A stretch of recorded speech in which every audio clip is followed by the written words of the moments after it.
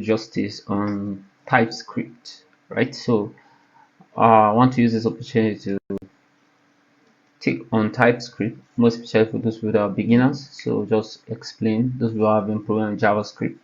So I'll just explain how I do my TypeScript. So normally when you run your TypeScript, that means once you run it with Vite, you have a long script that you're using running with Vite.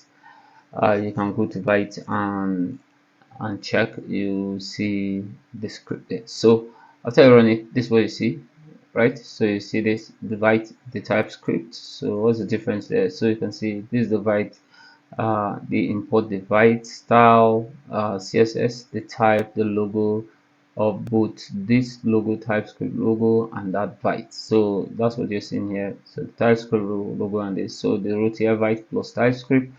So you can see them here. So you can see where the root Vite plus TypeScript, that's the one that's happening. So all I need to do is to clean up, so that let's see how we use normal TypeScript to see how it works. So once I save it, this will go and we'll have it anymore, and we'll be having clean slate for us to do the work like that. So here, notice there, so this what was pushed here. So let me save it like that. So let's see. So when you are working with TypeScript is static, unlike JavaScript that is dynamic. So the reason why we're working with TypeScript is to help us to secure firmly the front end, so that it will be statically typed with defined styles or types, right? So let's say for the first one, we still want to write TypeScript, native on TypeScript.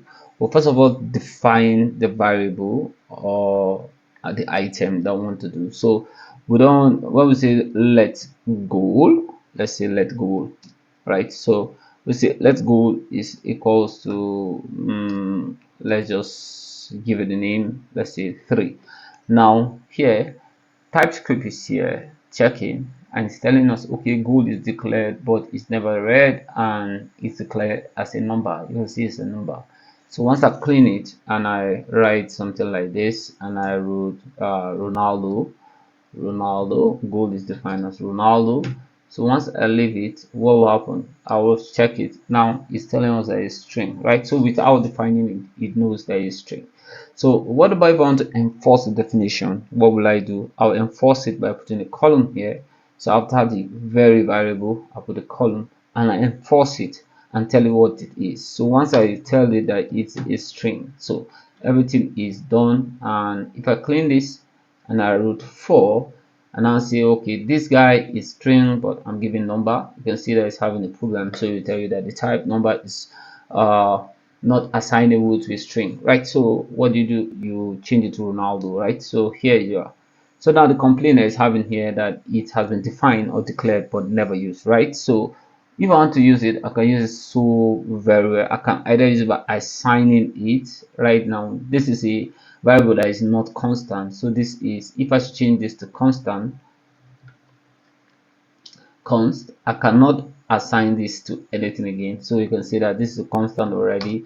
So if I say const goal is equal to goal, so let's say I put goal, I change it to goal like that. So it will definitely complain. Why? It will tell you that, hey, this guy has been declared as a constant, and you cannot assign to goal because it's assigned to a constant, which is constant Ronaldo. So if I want to clean this and I let, you can see that everything will be fine right now. So because it's a variable, I put it Ronaldo, I can redefine it and set it to go, right? So I can now check it, because right now what I see here, it's both a type and it's a method. So I can call a method on it, which is I can say goal is equal to goal dot. So you can see list of methods comes out.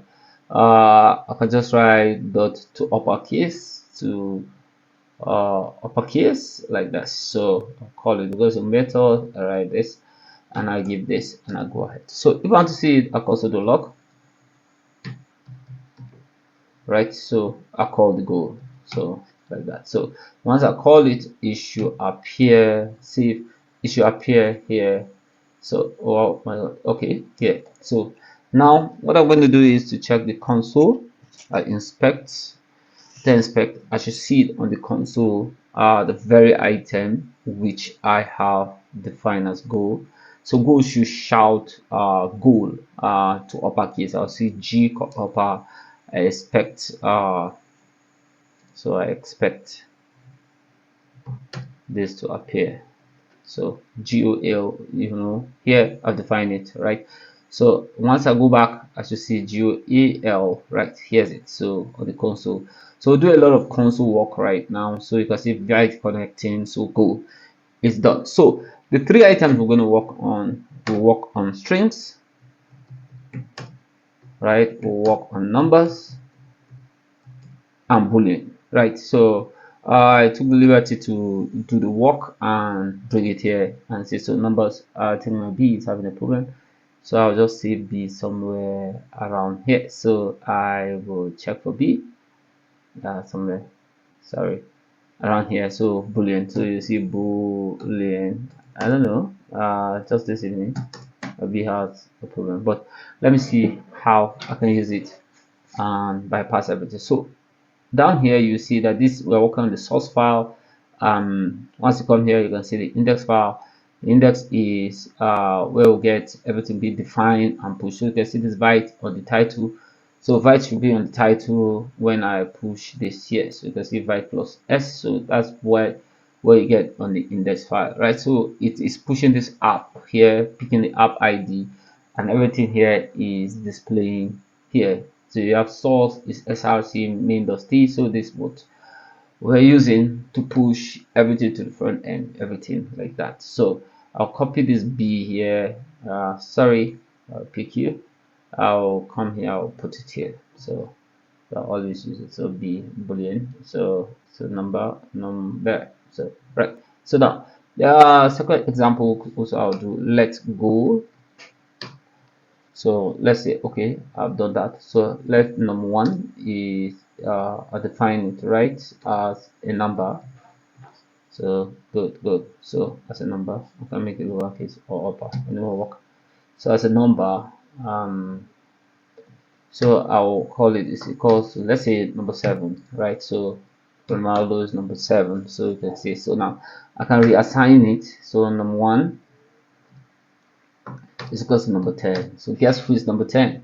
Mercy, I guess. So it's got number 10. So I can go ahead and do some work, and I'll just console.log it so that I can see it any place. So I can decide to say, okay, number 1. So I'll just say number 1 is equals to number 1 plus 10.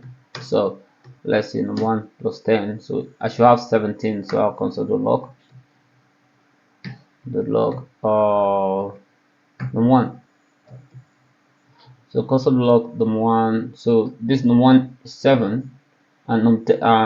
Number 1 is reassigned as 10. So 10 plus 10, I'll expect it to have 20, right? So that's what I should have when I check. So connecting. So here's it. So first one is go. Second one is 20, right? So what you do is to assign it. You assign enforce it as a string. You assign it. You enforce it as this. So that's it. So that's nice. So we've learned two things right now. We learn to enforce as a string and also this, right? So I will do the next one. Let's say let mercy. So I call mercy. I can just enforce it and call mercy to be a boolean, right? So mercy is boolean. So mercy is boolean, right? So mercy can be defined. If you like, you just shut it up here and you say mercy is false, right? So mercy is equal to define it as false, and mercy will be that, right? So you must not necessarily assign here. Assign it, you can just leave it and come and assign it somewhere else, right? So that can work. That can work very well. You can just assign it, and once you check it, you see that mercy is false. So you just say console.log you have to check what mercy is. Mercy. So console mercy. So once you come, you see mercy will be false. So here mercy false, but mercy is not false. Mercy is true. So mess is true, so you get message true here. So you see retrieving data, so mess is true there. So that is it. So that's nice. We've done a lot. So there's something